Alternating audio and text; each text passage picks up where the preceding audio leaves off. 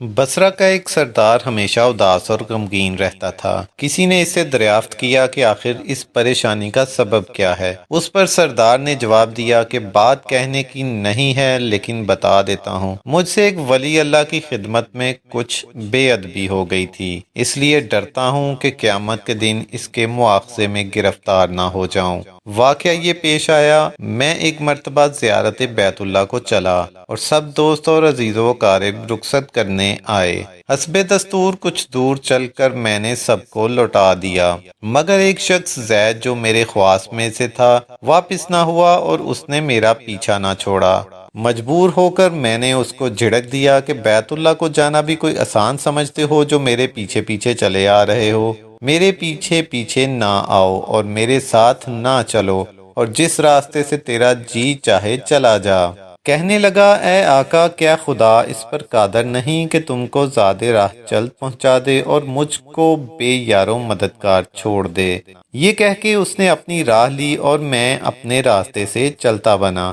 راستہ بھر وہ کہیں بھی مجھے نظر نہ آیا، واللہ عالم کہاں پوشیدہ ہو گیا۔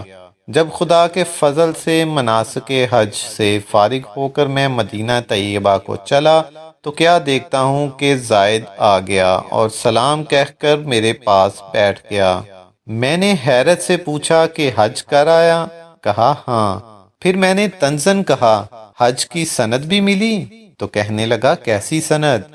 وہ کس کام آتی ہے؟ میں نے کہا، حج کرنے والوں کو بیت اللہ میں غیب سے چٹھی آتی ہے جس میں لکھا ہوتا ہے فلاں بن فلاں حج کو آیا تھا اور اس کا حج قبول ہو گیا۔ پھر اس سند کے ذریعے قبر اور حشر کے عذاب سے نجات ہوتی ہے۔ یہ سن کر زید روتا چلاتا بیت اللہ کو واپس چلا گیا۔ جب میں حضور اقدس صلی اللہ علیہ وآلہ وسلم کی زیارت سے فارغ ہو کر لوٹا تو کیا دیکھتا ہوں کہ زید پھر آ گیا، اور پھر سلام کے بعد ایک چٹھی اس نے میرے سامنے رکھ دی جو ایک نہایت عمدہ ریشمی کپڑے میں لپٹی ہوئی تھی، جس میں زید کے بارے میں عذاب قبر اور حشر سے نجات کے لیے لکھا ہوا تھا۔ یہ دیکھ کے میرے ہوش اڑ گئے۔ پھر ذرا سکون ہونے پہ میں نے معلوم کیا کہ زید بتا تو اس کی حقیقت کیا ہے، آخر یہ معاملہ تیرے ساتھ کیسے پیش آیا؟ تب اس نے بتایا کہ سنو بھائی، جب میں بیت اللہ پہنچا تو کعبہ حاجیوں سے بالکل خالی تھا۔ اس وقت میں نے گڑ گڑا کے زاروں قطار رونا اور چلانا شروع کر دیا، اے مالک دو جہاں، کیا غریب گناہ گار کا حج بھی قابل قبول نہیں جو مجھ کو حج کی سند نہیں ملی؟ کیا غریبوں کا کعبہ اور صاحب کعبہ اور ہے جو وہاں سے جا کے سند لاؤں؟ مجھ کو قسم ہے تیری عزت و جلال کی، جب تک چٹھی نہ پاؤں گا کعبے سے باہر نہ جاؤں گا اور روتے روتے یہیں مر جاؤں گا۔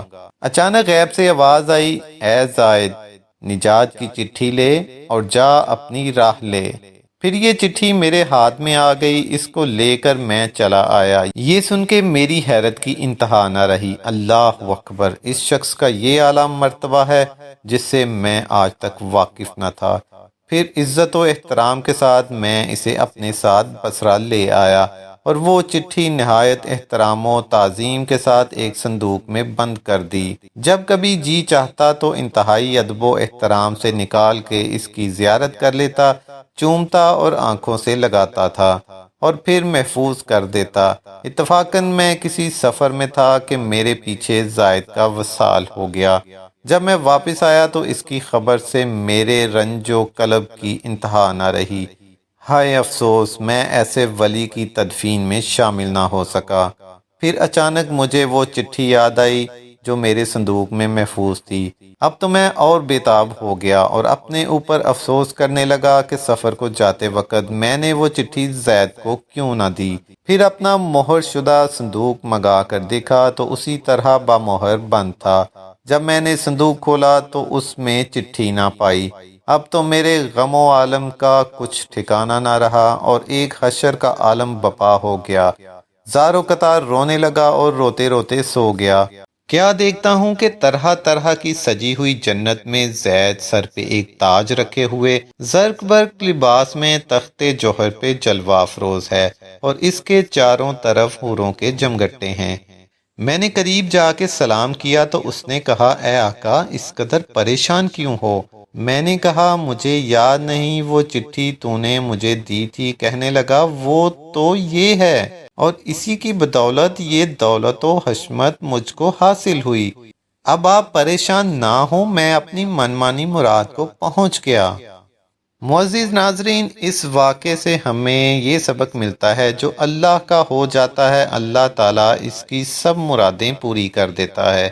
دعا ہے اللہ تعالیٰ ہم سب کو بھی اس واقعے سے سبق حاصل کر کے اس پہ عمل کرنے کی توفیق عطا فرمائے۔ اگر آپ مزید اس طرح کے واقعات سننا چاہتے ہیں تو ہمارے اس چینل کو سبسکرائب ضرور کر لیجئے گا۔ اللہ ہمارا حامی و ناصر ہو۔ خدا حافظ۔